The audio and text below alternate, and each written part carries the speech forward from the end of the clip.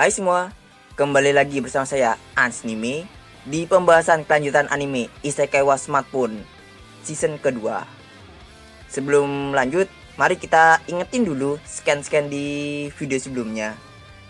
Karena nggak mau dikata-katain gitu, Toya pun akhirnya memutuskan untuk pindah ke negaranya sendiri dari Belfast. Tapi karena di negaranya itu masih belum ada apa-apa, jadi sebelum pindah itu, Toya itu memutuskan untuk membuat sebuah kastil untuk mereka tinggal nanti dengan bantuan workshop Babylon. Tapi karena Toya nggak punya bahan-bahannya untuk buat kastil itu, Lu pun menyarankan Toya untuk menggunakan kastil berhantu milik Kekaisaran Regulus yang tak terpakai. Karena kastil itu berhantu, Toya pun pergi ke kastil itu untuk mengecek kastil itu atau untuk ngecek si hantu itu agar nantinya itu nggak jadi masalah tuh si hantu.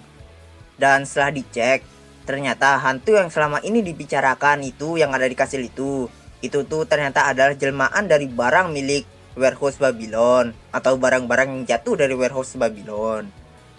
Karena masalah hantunya itu telah selesai, Toya dan yang lain-lainnya itu akhirnya bisa menggunakan kastil itu untuk membuat kastil mereka nanti. Oke, sudah ingat kan? Ya walaupun sedikit pasti ingat lah. Kalau enggak, tonton video yang sebelumnya. Kalau sudah, mari kita lanjutkan pembahasan anime ini. Tapi seperti biasa, tolong supportnya ya, agar saya ini semangat buat videonya dan gak kena bisikan setan melulu. Oke? Dan sekarang, mari kita mulai videonya. 3 hari kemudian, kastil Toya pun telah jadi seperti yang dikatakan Rosetta. Toya bahkan sampai nggak nyangka kalau kastilnya itu benar-benar akan jadi hanya dalam 3 hari saja. Kastil Toya ini sangatlah megah. Dari luar, kastil Toya itu memiliki tembok yang besar dengan gerbang dan parit yang besar juga. Air yang mengalir dari parit itu sangatlah jernih yang berasal dari sungai terdekat. Habis itu ada fasilitas pertahanan juga yang terdiri dari menara, benteng, ruang penjaga, gerbang, dan lapangan latihan. Terdapat taman luas yang di tengah-tengahnya itu terdapat air mancur yang sangat indah. Di seberang taman itulah kastil Toya berada. Toya dan yang lain-lainnya itu masuk ke kastilnya. Dan setelah mereka semua itu masuk, mereka itu disungguhkan dengan pemandangan yang indah dari langit-langit yang menjulang tinggi dengan dihiasi oleh lampu-lampu gantung yang sangat indah dan tangga yang besar dengan karpet berwarna merah. Toya dan yang lain-lainnya naik ke tangga itu untuk ke lantai 2 dan menemukan ruangan audiens di lantai 2. Toya dan lain-lainnya itu membuka ruangan itu dan melihat ruangan yang sangat luas dengan langit-langit yang sangat tinggi. Di langit-langit itu dilengkapi dengan jendela atap yang sangat besar dan terdapat sebuah kursi mewah yang ada di atas sebuah lantai tangga gitu. Ya ruangan tahta gitulah. Setelah melihat ruangan itu, semuanya itu jadi penasaran gitu, termasuk Toya dengan kamar mereka masing-masing. Dan karena penasaran, mereka pun berpisah untuk melihat kamar mereka itu masing-masing. Lalu setelah mereka melihat kamar mereka itu, mereka pun berkeliling sendiri-sendiri gitu untuk melihat fasilitas yang tersisa yang belum mereka lihat. Kalau untuk Toya sendiri, dia itu pergi ke ruangan makan, perpustakaan, ruang konser, taman latihan, dan halaman. Setelah semuanya telah bersenang-senang berkeliling kastil, mereka semua pun berkumpul di ruangan yang luas yang menghadap langsung ke balkon. Toya dan yang lain-lainnya itu duduk dan bersantai di sofa yang sudah disiapkan di ruangan itu. Dan di sana mereka itu bersantai-santai gitu. Dan di saat mereka bersantai-santai itu, datanglah para pembantu seperti Cecil, Rene, Lapis, Siska, dan lain yang melengkapi bersantai mereka dengan membawakan kue dan teh hitam untuk mereka bersantai.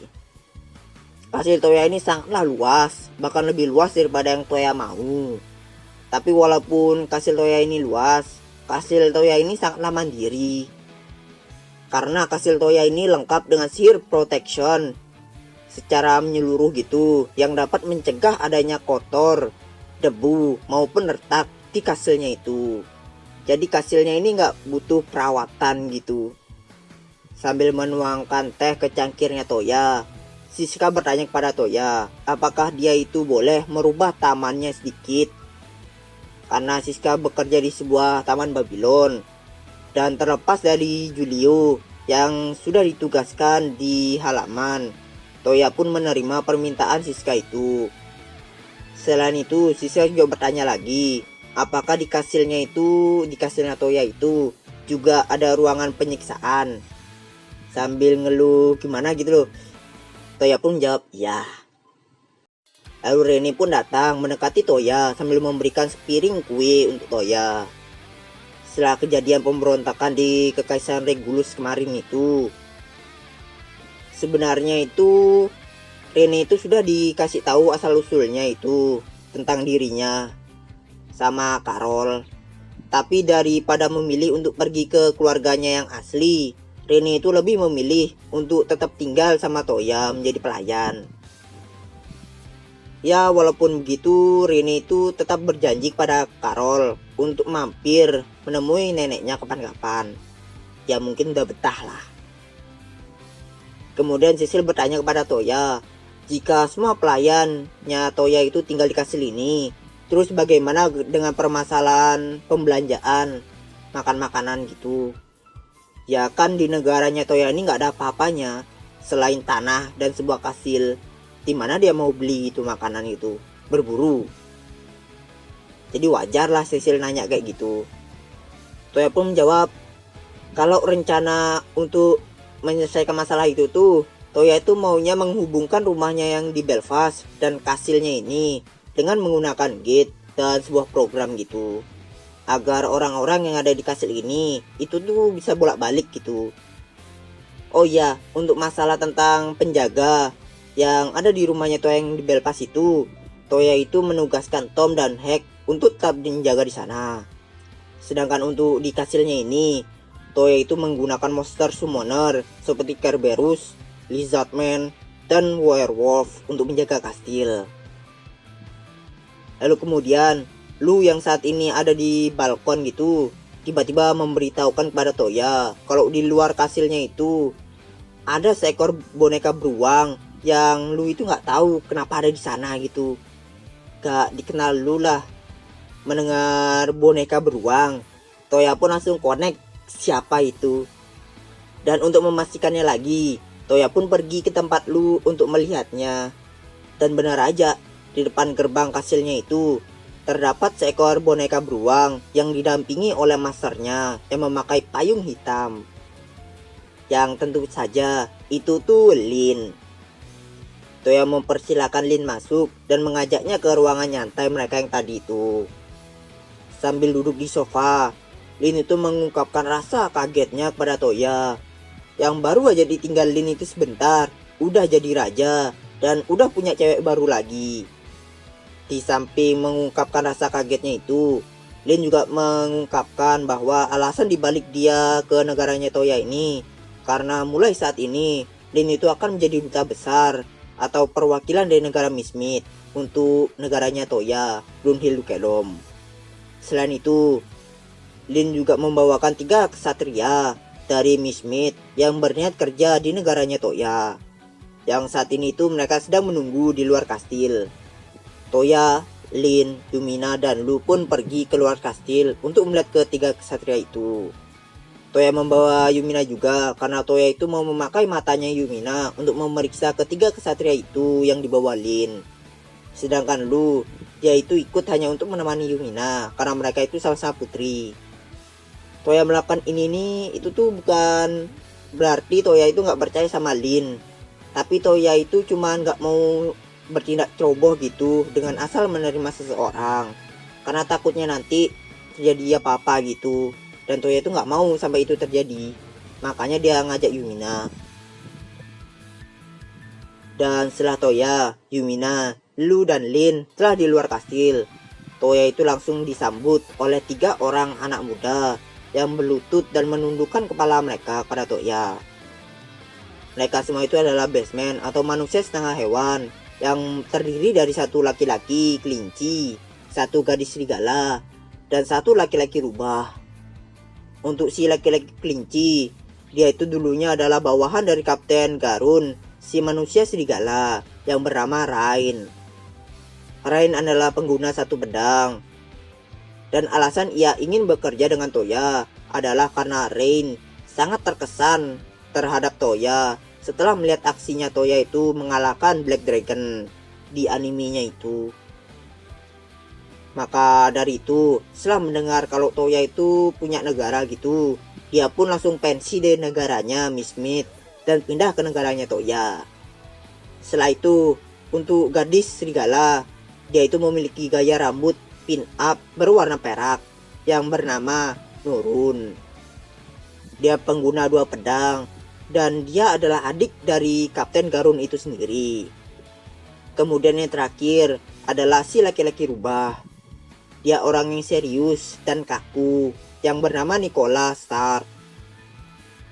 Dia pengguna tombak dan kapak atau biasa disebut Halbrand. Halbrand ya, nggak tau lah. Maaf kalau salah nyebutnya. Dan dia ini adalah sepupu dari Olga. Setelah mendengarkan perkenalan dari mereka bertiga itu, Toya pun merasa tidak menyangka gitu kalau mereka ini ternyata memiliki hubungan secara tidak langsung padanya. Kemudian Toya pun melihat ke Yumina, dan Yumina pun ngasih kode gitu kalau mereka ini aman. Karena mereka telah lolos dari ujian matanya Yumina, Toya pun menerima mereka bertiga. Dan di sini pun Toya itu sangat senang sekali karena ini nih kesatria pertama baginya. Dan saking senangnya karena Toya itu baru mendapatkan kesatria pertamanya itu, Toya pun menjadi salah paham akan sesuatu yang menyebabkan suasana di antara mereka itu tiba-tiba itu berubah, terutama di antara para kesatria. Dan setelah diberitahukan oleh Lin, Toya pun langsung menjadi panik dan langsung minta maaf pada Rain. Itu disebabkan karena kesalahpahaman yang dari tadi itu yang dilakukan Toya itu adalah Rain yang dari tadi Toya anggap laki-laki, hingga akhir ternyata dia itu bukanlah laki-laki, melainkan dia itu adalah seorang perempuan. Setelah kejadian tadi, Toya itu melanjutkan mengetes kekuatan mereka bertiga dengan bertarung one by one melawan Yae. Dan alhasil mereka pun bisa menyeimbangi Yae, yang membuktikan mereka bertiga itu memanglah benar-benar hebat atau kuat. Setelah latih tanding itu, Nicola itu tiba-tiba meminta kuda kepada Toya untuk patroli dan untuk pasukan kavaleri ke depannya nanti. Toya pun menerima permintaan Nicola. Tapi karena kuda itu bagi Toya kurang greget gitu, Toya pun memanggil sebuah griffon yang waktu itu dipakai itu untuk melawan iblis-iblisnya Bazuru dan memberikannya kepada Nicola sebagai gantinya kuda. Awalnya Nicola ini takut, ya wajar griffon kan. Tapi sedikit demi sedikit Nicola pun berhasil menyentuh griffonnya itu. Dan setelah sudah berani gitu sama si griffonnya Toya ini, Nicola pun langsung test drive gitu menaiki griffonnya itu. Melihat Nicola diberikan griffon, Rain dan Norun pun jadi iri gitu. Dan mereka pun juga ikut minta ke Toya untuk diberikan juga. Karena Rain dan Norun itu adalah seorang gadis, dan juga untuk membedakan antara cowok dan cewek, Toya pun memberikan mereka seekor Pegasus. Rain dan Norun pun menjadi sangat senang dengan Pegasus mereka. Dan dengan begitu, mereka berdua pun juga ikut test drive gitu di udara menggunakan Pegasus mereka masing-masing. Selagi mereka test drive itu mengelilingi kastil, Toya membuatkan mereka bertiga alat penunggang. Dan setelah selesai, Toya pun langsung memberikan alat-alat itu, alat penunggang itu, kepada mereka bertiga. Setelah memberikan alat penunggang, Toya memberikan mereka tugas atau jadwal kerja mereka mulai sekarang, yaitu memantau keadaan negara, berlatih agar terbiasa di negara Toya, dan merawat binatang summoner yang Toya berikan kepada mereka. dan pada sore harilah jam istirahat mereka. Lalu tibalah pada sore hari. Di sore hari, di lantai 1, di salah satu ruangan di kastil, Toya itu membuat sebuah alat penghubung seperti yang Toya rencanakan tadi itu, dalam menghubungkan kastilnya ini dengan rumahnya yang ada di Belfast. Tambahan, Toya juga membuat penghubung ke Munrit juga yang ada di ibu kota Belfast. Ya tentu aja fungsinya ini agar orang-orangnya Toya itu tuh bisa bebas bolak-balik dari kastil, rumah Belfast, dan Munrit sesuka hati mereka. Dalam pembuatan alat penghubung ini, Toya itu menggunakan cermin sebagai mediasi gate, yang kemudian di sampingnya itu Toya menaruh sebuah plat besi yang sebagai mediasi untuk mengidentifikasi orang-orangnya Toya. Jadi selain orang-orangnya Toya, penghubung ini tuh nggak bisa berfungsi. Tapi sayangnya alat penghubung ini juga itu tuh nggak bisa dipakai bersamaan gitu. Jadi orang yang mau menggunakan itu harus bergantian. Dan sihir-sihir yang Toya gunakan untuk membuatnya itu tentu aja yang pertama itu gate untuk perpindahan, scan untuk mengidentifikasi orang-orangnya Toya, dan program untuk memprogram semuanya. Setelah alat itu telah jadi, Toya pun menyuruh Rene yang saat ini sedang menemani Toya untuk mencobanya. Rene menyentuh plat besi itu, dan setelah Rene menyentuhnya, plat besi itu tuh bersinar dan muncullah nama Rene di permukaan. Setelah munculnya nama Rene, cerminnya itu pun juga mulai bersinar walaupun sedikit redup gitu. Kemudian Toya menyuruh Rene untuk mengatakan tempat tujuan yang dia mau tuju. Dan Rene pun memilih untuk pergi ke rumah Belfast. Cerminnya pun langsung bereaksi oleh perkataan Rene itu dengan memancarkan sinar yang lebih terang dari tadi. Rene masuk ke dalam cermin itu dan dia pun menghilang atau berpindah, yang menandakan alat itu berhasil. Kemudian Toya pun menyusul Rene dengan menggunakan alat itu juga. Tapi pas Toya sudah sampai di rumahnya itu yang ada di Belfast, Toya itu nggak melihat keberadaannya Rene di sekitarnya. Karena khawatir, Toya pun langsung mencari Rene di seluruh sudut rumah. Dan ternyata Rene itu ada di koridor, habis berbicara dengan si Tom, si penjaga. Tom memberikan sebuah surat kepada Rene agar Rene itu dapat memberikan itu surat kepada Toya. Ya karena Tom saat ini kan tugasnya di rumahnya Toya yang di Belfast ini, sedangkan Toya itu ada di negaranya itu. Makanya dia itu memberikan sebuah surat itu kepada Rene yang bertugas di negaranya Toya. Sekalian gitu. Toya membuka dan membaca surat itu yang berisikan undangan dari istana Belfast atau ayahnya Yumina. Karena Toya pikir ini undangan itu sesuatu yang penting atau genting gitu, Toya pun dengan segera setelah membaca itu, Toya langsung OTW ke istana Belfast. Tapi di sana itu tuh tidak hanya ada Raja Belfast saja, tapi di sana itu juga ada kaisar dari kekaisaran Rifurizu, yaitu Kaisar Diku Rifurizu, yang datang main ke Belfast karena penasaran sama Toya. Setelah mendengar rumor pencapaian dari Toya, terutama tentang Toya yang berhasil menghentikan pemberontakan di Kekaisaran Regulus. Jadi ternyata undangan dari Raja Belfast itu hanya untuk memperkenalkan dirinya Toya ini kepada Kaisar Rifurizu. Setelah itu mereka bertiga pun mulai berbincang-bincang gitu. Inti dari pembicaraan mereka itu adalah tentang betapa herannya Kaisar Rifurizu terhadap Toya yang gak punya ambisi sama sekali setelah mendapatkan semua pencapaian-pencapaian yang dia dapatkan itu. Dan selain itu juga Kaisar Rifurizu juga memperingati Toya untuk waspada terhadap negara lain selain negara aliansinya seperti Belfast, Mistmith, Rifurizu itu, dan Regulus. Oh iya, kalau ditambah juga negaranya Toya juga. Jadi 5 negara aliansi. Kenapa Kaisar Hiburizu memperingati Toya seperti itu? Karena pencapaian Toya ini itu tuh adalah sebuah ancaman. Ya tentu aja orang OP kayak Toya ngancurin negara itu kayaknya kecil kali. Ya walaupun Toya nggak ada niat untuk ngancurin negara gitu.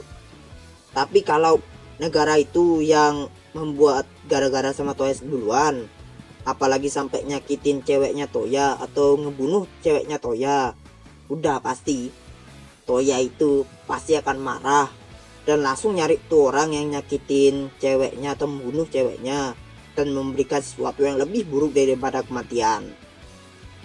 Ternyata abang Toya kita ini bisa mode bersik juga ya. Aku hampir aja pikir abang Toya ini nih naif kayak MC-MC yang lainnya, jujur. Kayak anime sebelah gitu, tapi ternyata enggak. Oke lanjut. Kemudian setelah berbincang-bincang itu, Kaisar Hiburizu dan Raja Belfast pun meminta kepada Toya untuk membuat acara gitu dan mengundang para penguasa dari setiap negara aliansi dan keluarga mereka ke negaranya Toya dalam rangka untuk mempererat persahabatan antar negara. Ya walaupun niat asli mereka ini minta ini itu sebenarnya itu bukan mempererat persahabatan aja sih, tapi lebih ke mereka itu hanya ingin liburan atau nyantai-nyantai gitu untuk melupakan pekerjaan mereka. Toya sih sebenarnya bisa aja nolak gitu ajakan mereka gitu, tapi setelah melihat tatapan mereka yang ngarep gitu, Toya pun mau nggak mau akhirnya menerima suruhan itu tuh, ajakan itu tuh. Lagi pula ini juga bisa menjadi kesempatan bagi Toya untuk membuat kesan baik dari negaranya Toya itu terhadap negara lain.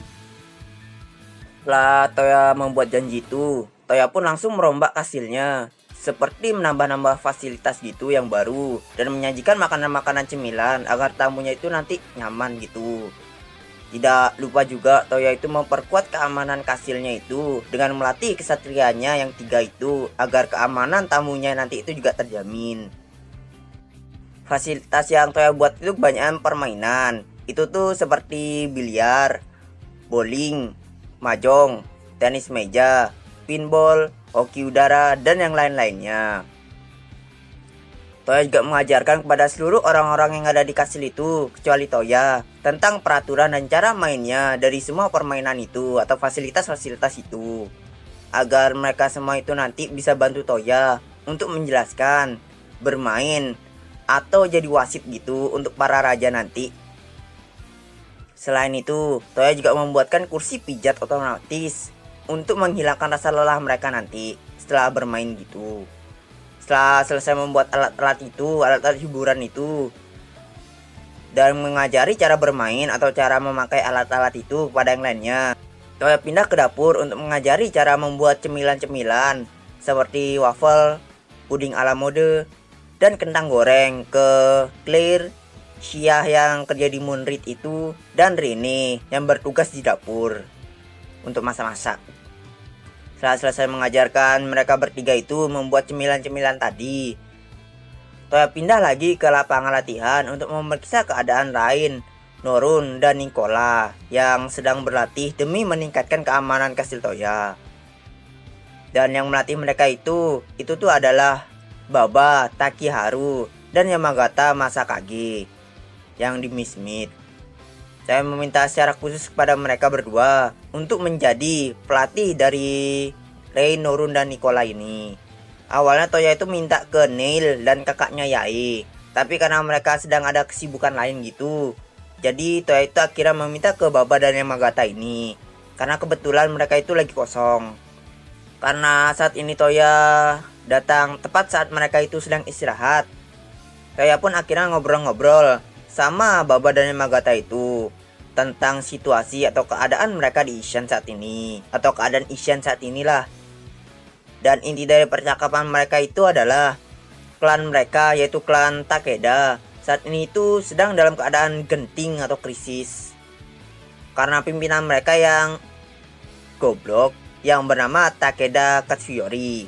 Dia mulai bertindak egois gitu, mentang-mentang udah jadi pimpinan.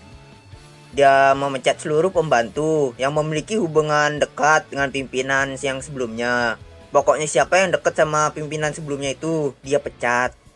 Dia nggak mau mendengarkan nasihat dari Yamagata. Dan secara seenak udelnya gitu, dia menaikkan pajak para warga saat uangnya habis gitu. Pas uangnya lihat dompetnya uangnya habis gitu, langsung dah dia naikin pajak gitulah. Padahal keadaan mereka ini lagi bertarung melawan klan Oda. Tapi pimpinan mereka ini kayak gini.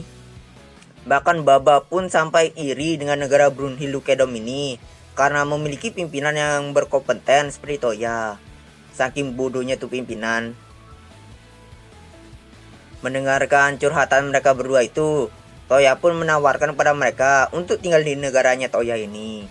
Tapi sayangnya tawaran Toya itu ditolak karena mereka itu masih memiliki kewajiban kepada Oyakata mereka. Bahkan walaupun dalam keadaan terpaksa sekalipun, setidaknya sebelum mereka itu pindah, mereka itu harus melihat akhir dari klan mereka itu. Jika memang klannya mereka ini nanti akan hancur. Mendengar tekad mereka itu untuk tetap di klannya itu hingga akhir, Toya pun pasrah untuk merekrut mereka demi menghargai tekad itu. Waktu istirahat pun selesai setelah ngobrol-ngobrol bareng Toya itu. Baba dan Yamagata pun melanjutkan melatih Rei, Norun, dan Nicola. Dan dengan begini, semua persiapan yang Toya buat untuk tamu kehormatan nanti telah berjalan dengan lancar, tanpa hambatan. Oleh karena itu, Toya pun memutuskan untuk balik lagi ke dalam kastil. Saat Toya masuk ke dalam kastil itu, pintu ganda kastil Toya itu tuh terbuka sendiri, tanpa ada yang membukanya gitu, seperti pintu otomatis. Dan juga setelah Toya sudah masuk gitu, pintunya itu juga ketutup sendiri gitu. Dan ternyata yang melakukan itu tuh semuanya itu adalah sebuah dekorasi yang Toya taruh di aula. Dan dekorasi itu adalah sebuah bingkai foto. Yap, itu adalah ulah dari wanita lukisan yang ada di video sebelumnya itu. Ngomong-ngomong tentang wanita itu, karena Toya itu nggak enak gitu nyimpen lukisan istri orang gitu. Ya apalagi orangnya itu udah wafat. Saya pun memutuskan untuk melepas lukisan istri orang itu dan menggantikannya dengan lukisan lain. Lukisan seorang gadis berusia belasan tahun, mengenakan gaun putih dan pita rambut berwarna pink. Selain itu, Toya juga sudah memberikan dia itu nama, yaitu Ripel. Bacanya Ripel kalau nggak salah. Ripel ini itu tidak hanya berfungsi sebagai pembuka pintu saja, tapi dia juga berfungsi sebagai pengawas atau penjaga di seluruh tempat di dalam kastilnya Toya. Atau singkatnya itu kayak CCTV gitu. Karena Toya itu tidak hanya memasangkan bingkai lukisan atau tubuh Ripel ini di aula aja, tapi di seluruh tempat di dalam kastil, kecuali di tempat pribadi aja. Kenapa Toya bisa punya banyak tubuhnya Ripel? Karena Toya itu telah membuat tiruannya di workshop Babylon. Maka dari itu, sekarang itu Ripel itu bisa bergerak kemana aja dan melakukan apa saja di tempat yang terdapat bingkai atau tubuhnya. Oh ya, untuk tubuh utamanya itu, Toya itu menaruhnya di aula. Toya ngobrol-ngobrol bentar sama Ripel. Dan scan pun beralih ke waktu penyambutan para tamu kehormatan aliansi 5 negara. Asik, sama kayak Naruto. 5 negara ini termasuk negaranya Toya ya. Saat ini para tamu kehormatan yang terdiri dari raja, kaisar, dan keluarga mereka dan penjaga mereka juga itu tuh sudah ada di kastilnya Toya. Toya menyambut mereka semua dan langsung mengantarkan mereka itu ke ruangan permainan yang Toya sudah siapkan sebelumnya itu yang tadi. Sesampainya di ruangan permainan, para tamu kehormatan pun langsung terpukau dengan kemewahan dari permainan-permainan yang Toya buat itu. Terlihat mewah gitu. Dan juga mereka itu penasaran karena belum tahu permainan apa itu. Mereka bahkan sampai tengok kanan kiri, kesana kesini, gelindang-gelindang, saking penasarannya dan terpukaunya mereka. Untuk daftar orang-orang yang datang ke acaranya Toya ini itu, kalau dari negaranya Belfast, itu ada ayah dan ibunya Yumina, ayah ibunya Su, beserta dengan Sunya itu sendiri. Untuk penjaga mereka itu ada Neil, Leon, dan 3 kesatria. Dari Kekaisaran Regulus, itu tuh ada Kaisar, Putra Mahkota Lux, dan Putri Mahkota Sarah. Untuk penjaga mereka itu ada Komandan Kesatria Gasper dan 4 kesatria. Dari Kekaisaran Rivurus ada Kaisar, ada Ratu Zelda, ada Putri Rieru, dan ada putra mahkota Ridels. Untuk penjaga mereka itu membawa 5 kesatria. Dari negara Mismit ada Raja Binatang, Ratu Thierry, Pangeran pertama Ramza, Pangeran kedua Alba, dan Putri pertama Tia. Untuk penjaga yang mereka bawa itu tuh ada Garrison Garun dan 4 kesatria. Selain menyebut mereka, Toya juga mau memberitahukan kepada mereka untuk bertanya kepada Yumina dan yang lainnya untuk menanyakan tentang peraturan atau cara bermain permainan yang ada di sana. Para raja dan kaisar atau para laki-laki itu langsung pergi ke tempat permainan yang mereka minati. Raja Mismit pergi main bowling bersama dengan kedua putranya, Pangeran Ramza dan Pangeran Alba. Ayah Yumina dan ayah Su itu pergi main hoki udara. Sedangkan untuk Kaisar Regulus dan Kaisar Ripurisu beserta putra mereka, Pangeran Lux dan Pangeran Ridels itu tuh main mahjong. Untuk para ratu dan putri atau para cewek-cewek itu tuh lebih memilih untuk duduk manis, ngobrol-ngobrol sambil makan cemilan yang Toya sudah siapkan tadi itu. Tapi khusus untuk Su, Putri Tia, Putri Rieru, dan Rene itu mereka itu makan sambil main kartu All Might, atau kalau di tempatku itu namanya itu main setan, yang mainnya itu pakai kartu remi gitu, dan siapa yang megang joker sampai akhir itu dia itu yang kalah jadi setan gitu. Setelah puas bermain bersama keluarga mereka itu masing-masing, para raja dan kaisar pun beserta putra mereka itu pergi bermain permainan yang lain. Dan sekarang itu mereka itu akhirnya bermain satu sama lain gitu, dengan kedua negara yang berbeda gitulah pokoknya. Contohnya seperti Raja Mismit dengan ayah Yumina yang main golf gitu, mini golf. Ayah Su dan putra mahkota Lux yang main tenis meja, dan yang lain-lainnya. Bahkan para kesatria pun juga ikut main karena mereka itu diajak sama kaisar dan raja gitu. Setelah mereka para raja dan kaisar beserta dan putra mereka itu puas bermain, mereka pun sekarang pergi ke meja makan dan beristirahat di kursi pijat. Sebaliknya, sekarang para ratu dan putri atau para cewek-cewek itu mereka pun mulai bermain. Ya walaupun main mereka itu permainan yang gak banyak gerak gitu, kayak main kartu, mahjong, pinball, dan yang lainnya yang gak banyak gerak. Setelah mereka, para raja, kaisar, ratu dan putra putri mereka itu telah puas bermain, atau pada saat suasana itu sudah tenang, Toya mengadakan permainan bingo atau lotre. Lotre yang Toya mainin itu tuh adalah lotre yang disuruh nyocok-nyocokin nomor gitu loh, yang pokoknya biasanya itu ada di film-film barat gitu. Para pembantu pun mulai membagikan kartu lotre kepada tamu kehormatan, tidak terkecuali dengan para kesatria mereka.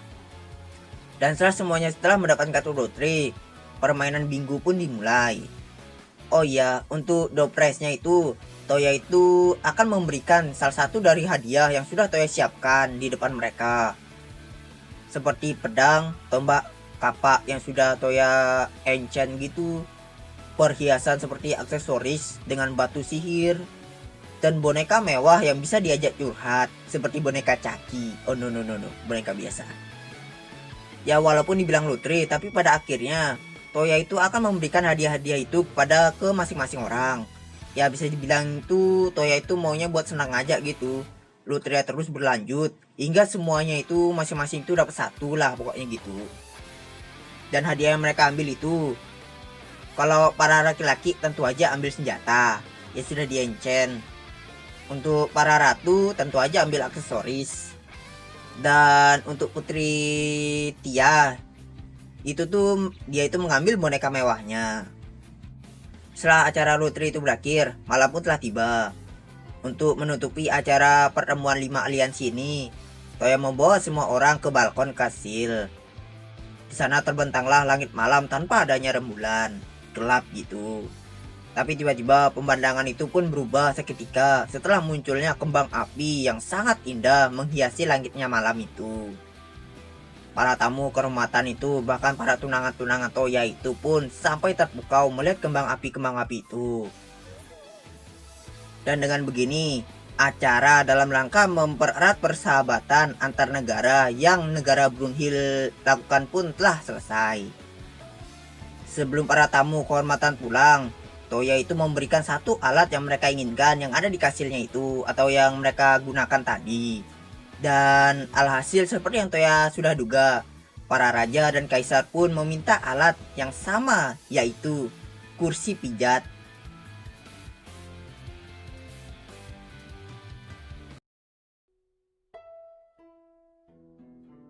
Oke, terima kasih karena telah menonton video saya. Jika ada salah kata atau informasi, mohon dimaafkan. Dan jangan lupa di supportnya juga ya channel ini. Oke, sekian dulu dari saya. Saya pamit undur diri dulu. See you next video and またね、アズールレーン。